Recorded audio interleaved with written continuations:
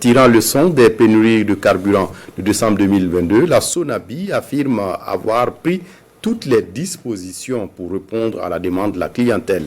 Parmi ces nouvelles mesures, l'augmentation de sa capacité de stockage, la réorganisation de son personnel et la diversification de ses fournisseurs. L'État également est en train d'apurer sa dette vis-à-vis de l'entreprise. Karim Bitienga. Site de dépôt d'hydrocarbures de Bingo à 32 km de Ouagadougou. Des centaines de camions attendent, soit pour charger ou pour décharger du gaz ou du carburant. L'heure est à la reprise normale des approvisionnements après les moments difficiles de décembre 2022. C'était indépendant de notre volonté et nous espérons vraiment que nous n'allons plus vivre cette situation. En interne, en tout cas, on prend les mesures déjà parce que nous avons l'extension de nos capacités pour avoir une autonomie assez stable pour pouvoir satisfaire la demande. Donc également les équipes sont disponibles. Quant au gaz, la distribution connaît actuellement un petit retard selon la directrice du dépôt en raison des temps d'attente sur le site. Mais précise-t-elle, la régularisation est en cours avec l'extension des capacités de stockage comme c'est le cas pour les hydrocarbures liquides. D'autres solutions sont également examinées. Nous procédons justement à une diversification des partenaires. Nous importons surtout les corridors côtiers. Il y a aussi le comité qui réfléchit actuellement pour proposer des solutions par rapport à cela. Et nous espérons que dans les jours, voire les mois à venir, nous pourrons aboutir à une solution qui soit aussi bénéfique pour la population et aussi pour notre entreprise, pour qu'elle puisse continuer de fonctionner. Et pour ainsi dire, je vais me permettre un peu de prendre quelques exemples dans le monde, et tenant compte que cette crise a été vécue par bien des pays.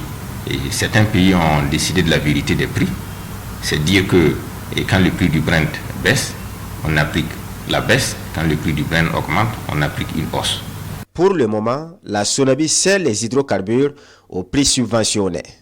Conséquence, elle connaît quelquefois des problèmes de trésorerie à cause des retards dans le paiement. En décembre dernier, l'État devait 500 milliards de francs CFA à la nationale des hydrocarbures au titre de la subvention. Les prix à la pompe sont des prix subventionnés. Et à ce titre-là, il y a un manque à gagner qui représente 2 milliards de francs CFA par jour.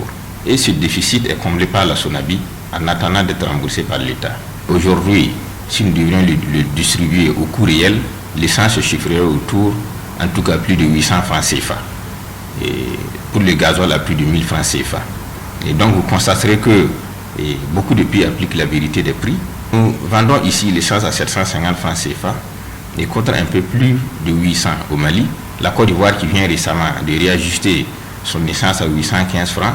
Au Ghana, nous sommes à plus de 1000 francs selon le coût du dollar ou du cedi. C'est la même chose que nous connaissons au niveau du gaz. Vous verrez aujourd'hui que notre gaz, la bouteille de gaz de 6 kg, nous le vendons à 2000 francs CFA et contre quasiment 6610 au Mali, un peu plus de 7000 francs au Ghana et ainsi de suite. La Sonabi doit trouver les moyens de tenir face aux difficultés internes, mais aussi face à la crise à l'international.